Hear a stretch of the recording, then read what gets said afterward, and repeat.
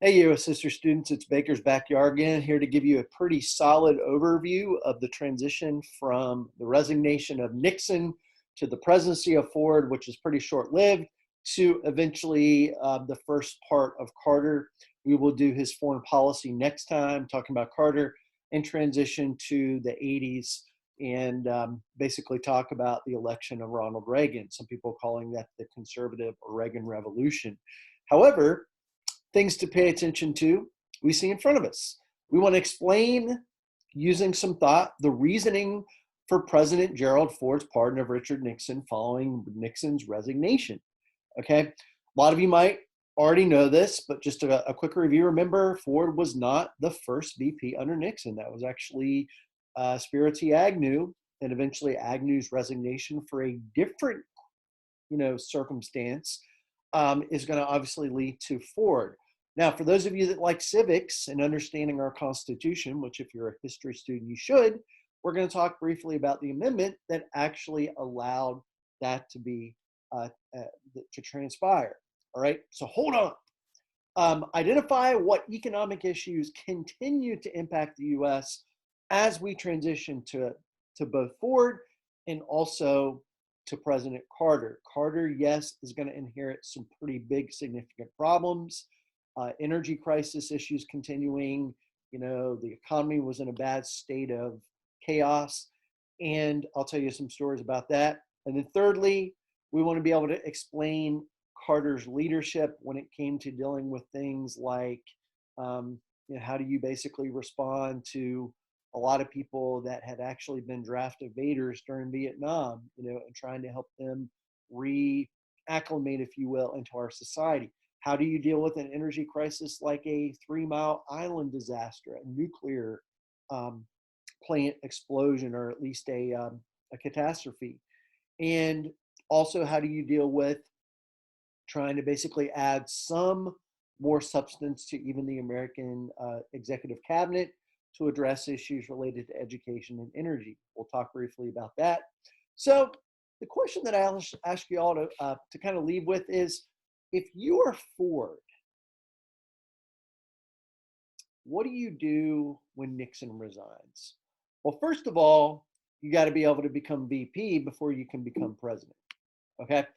And so a lot of students are like, okay, Mr. Baker, I get it. I realize that, we have a process of the VP becoming the president of the United States. Okay. Now, presidential succession, you could argue, which is, by the way, most of the 25th Amendment. The whole amendment is not here, by the way, but the portion that meets our needs is. The question is, okay, why do we basically need to make it to where we are adding a presidential amendment or an executive amendment, excuse me, guys, with the Constitution for presidential succession? And for some people, it's a matter of one word: clarity. All right. What do you do if the president is sick, dies in office, resigns, whatever the case might be, goes under the knife for a surgery, and you have a 4-hour period of time that he or she or whoever it is not able to make a decision regarding an executive action? Well, guess what? Some people thought the Constitution was not clear enough on that. And therefore, we have the 25th Amendment. So it clarifies, first of all, Section 1. Most people assume this, but the question is acting as president different from actually being president? I'll let you all ponder that. You're smart people. But with the case of replacing the VP, Spiro T. Agnew, Section 2 becomes pretty significant. So look at what it says. Whenever there is a vacancy in the office of the vice president, he steps down, he dies in office, whatever it might be that leads to the office being vacant, the president of the United States shall nominate a vice president who shall take office upon confirmation by a majority what? Vote of both houses of Congress. Okay. So, point being, Mr. Baker's president, my VP is whoever. He or she dies in office. I get to basically appoint The Congress or the legislative branch basically gets to confirm. That's exactly why Ford became president. Now, Ford is not just any other Joe Schmo. Okay. I like to give him a hard time. As you can see here, I'm kind of I'm a big Ohio State fan. He was a Michigan graduate. I'm going to give him the respect due to the office there with the M instead of just saying Michigan. But anyway, and so he's been in Congress. He's been a leader. He's been a long time member of a pretty vital branch of our government. And so Nixon appoints him. And the Congress says, okay, we think this guy would be, reasonably good, replacement. Okay. Now, there's all this different school of thought out there. Did Nixon pick him because there was, maybe later on some thought about would he kind of work with him with some of the Watergate things? That is for you to research and make your decision about. But at the end of the day, guys, Ford takes the oath of office August 9th of 1974, which keep in mind is when Nixon formally steps down. And the question is, what do you do? Well, think about it like this. What issues have popped up? You've got Watergate, that's a no-brainer. You've got the issue of, the possible fall, of South Vietnam and Saigon, which we'll get to in a moment. You've got, the idea of inflation, all right, and all these economic issues that have not gone away. And so Ford, guys, makes it clear, for that month, he's constantly being asked by the media, by the press, whatever word you want to use for the folks that want to report on this, are you going to extend a pardon to Nixon? So put yourself in his shoes. He's constantly being asked about what he's going to do. In about a month to the day of Nixon's resignation, he makes a decision. He says, okay, I'm going to formally pardon the president, or former president, excuse me. Now, I want you all to ponder, maybe even pause for a moment and ask yourself, why would he do that? Why would he say, okay, I'm going to pardon him? Have you had a moment to think? If so, I'm curious. But if you go back and you watch, guys, and we're not going to do that in this video segment, but it's there on Canvas for you too if you want to. He makes a speech about it. He does give Nixon, as Ford describes it, a full presidential pardon. Okay. And the question is, okay, does he make the right decision? Would an ordinary American like you or I been in a position where we commit, possibly a crime or whatever? Now, yeah, we're going to have our day in court, but are we going to get pardoned? The answer is probably not for the majority of people that would be in that position. But Nixon, given the office, perhaps. But it's interesting, guys. One of the bigger reasons it stands out to me is you got to be able to move on, right? Imagine, is this issue keeping you from governing the nation moving forward? Okay. But the other thing is law, right? One of the things that Ford says that I tend to think is interesting, whether he's 100% right or wrong, again, very debatable, very historically open interpretation. But Ford basically says, you know what? It's possible to ask, would Nixon have had a fair or a just trial had it gone to that next level? Okay. What I take from that was, would the court have been objective?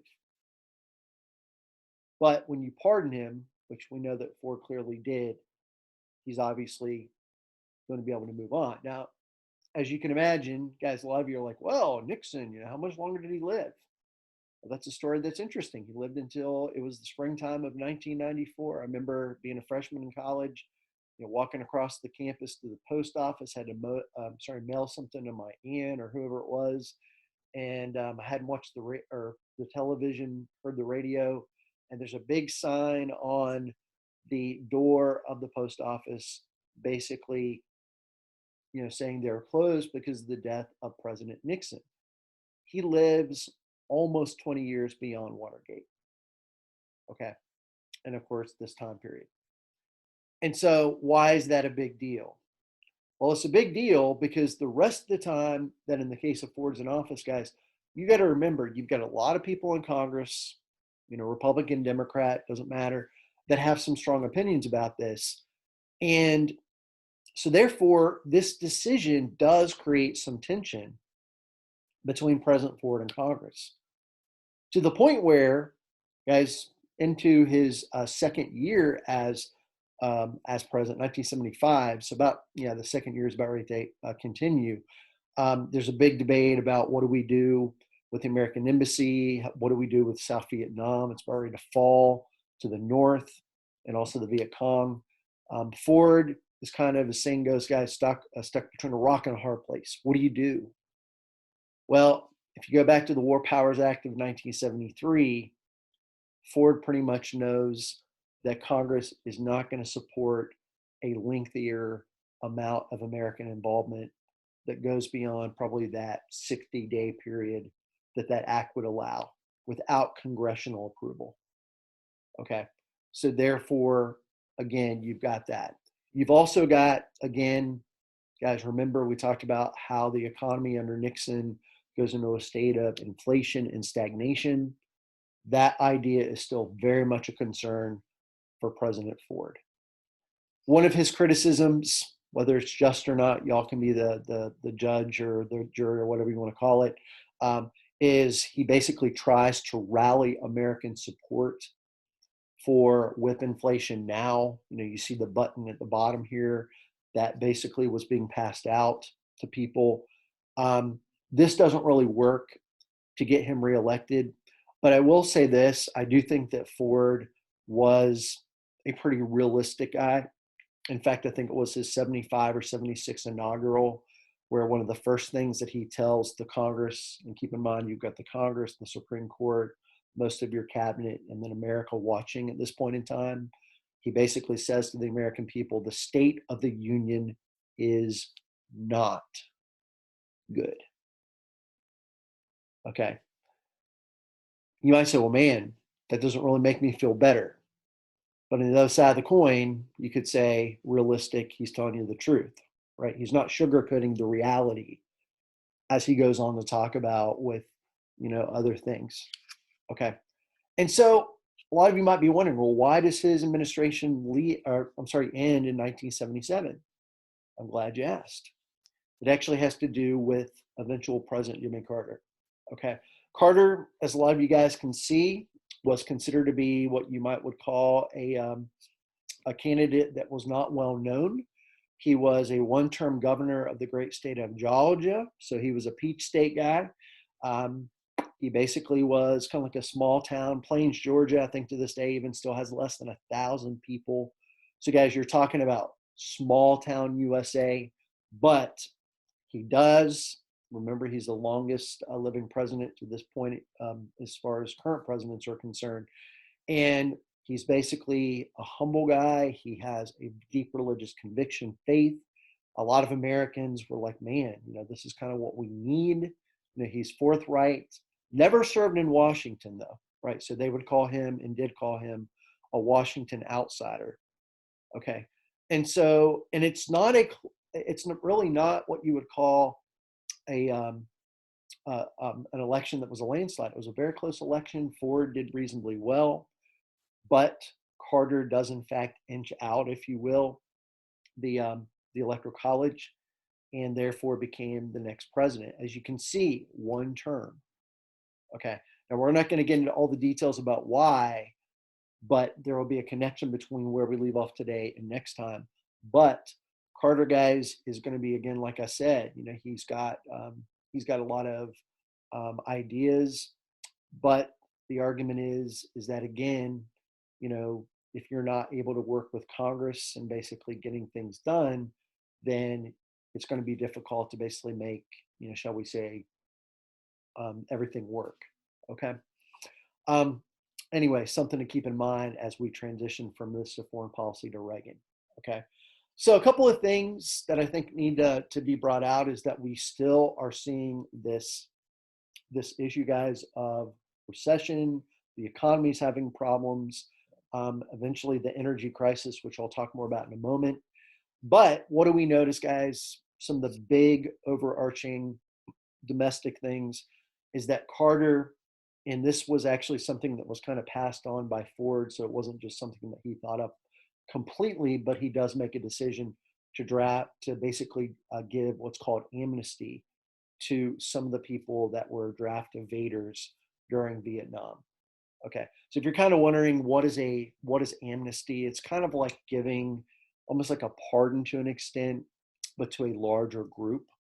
Okay, so you're kind of reestablishing their status, as Americans. They can, come back in the country, they can operate, employment wise, they can obviously vote, etc. Now, as you can imagine, this is not exactly going to be like, well, everybody was happy. And the reason you can probably figure out, and that is, hey, what about those of us that lost people in Vietnam and had people that actually, went across and fought and were affected, with, let's say injuries and things like that, so it's going to be controversial. But Carter, was believed, at least from what I've read, guys, and heard, that this was a way for us to move on beyond some of the still very lingering effects of Vietnam. Guys, remember, 77, Vietnam, our involvement is still very much somewhat there, right, to the American people. It's not like now where we're almost 50 years beyond the Paris Peace Accords. This is a pretty recent event, reasonably speaking. Okay. One thing for Carter, kind of neat to keep in mind, is that he does add some minorities to federal government positions, so that gets him some positive praise for that. And like I said in my introduction, guys, he does think that we need to put some more federal attention to things like education and also energy. Okay, so those two cabinet departments are going to be added. Now, one of the things that you'll find with your exit ticket, which will take a little bit of time to do, is going to be actually looking a little bit more in depth at those. But as you could figure out, why would somebody care about energy? Well, we've all heard the saying, money makes the world go round. Well, guys, if you think about it, energy has a big effect on our economy as well, right? When you move into like, the idea of transportation and having an industrialized society, you have to really be reliant on energy. Now, one of the things to keep in mind is, Nixon, when he said, okay, by the end of the 70s, we're not going to be relying on any forms of energy other than our own. Okay. The case to be made is that there has not been a lot of change, or at least adjustment, by American car companies and American producers to fuel efficiency. Okay. So we'll see how that kind of plays into some of the things that are done. Okay. And then we have a pretty significant event that is going to make people really think about nuclear power as an alternative form of energy. And that's going to be the 3 Mile Island disaster. Okay. And that's going to be right outside of Harrisburg, Pennsylvania. You can research it more. Just a quick story. A nuclear meltdown happens there, whatever you want to call it. Now, for those of us that have heard of Chernobyl, which is going to be 1986 in the former Soviet Union, okay, this, not to downplay the significance of 3 Mile Island, but I think it's safe to say that this is a much smaller scale nuclear disaster compared to something like Chernobyl.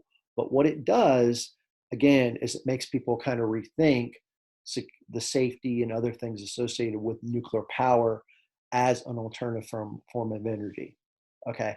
I live in the state of North Carolina. I think we have 3 or 4 nuclear reactors or whatever. Not all states do. But since then, there's been a big shift, you could argue, guys, in regards to, do we invest in this, right? So it's something to think about if you're kind of interested in that kind of thing. Might be worth looking up on your own time. Okay, so I have a quick question for all of you before we transition to look at a couple other things, and that is, what is a common expression that we have for these American cars that basically aren't really fuel efficient?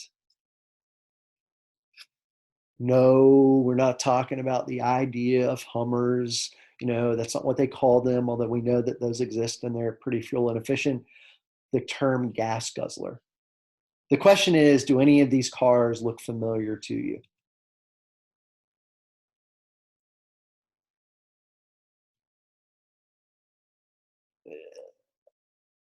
For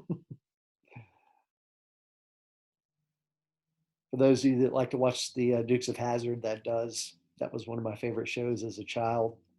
Of course, the good old Ford Mustang looks really sharp.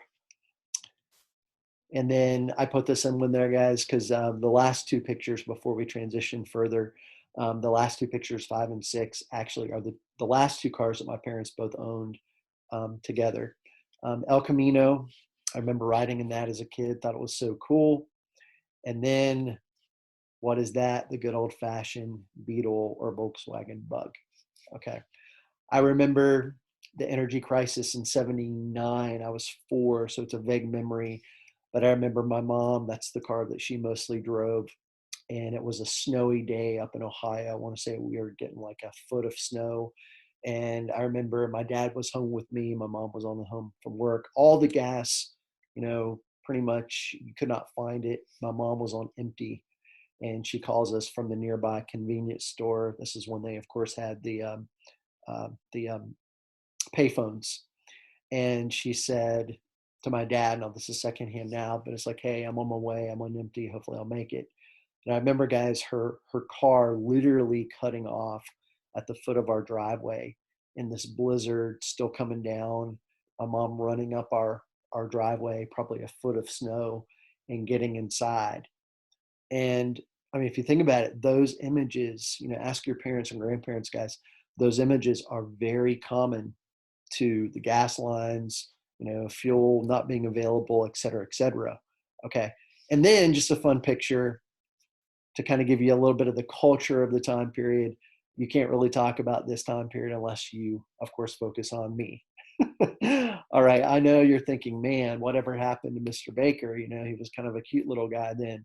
Well, I grew up, right? But I remember, again, the fashion of the 70s, the hairstyles, and of course, me in that little suit there is kind of fun.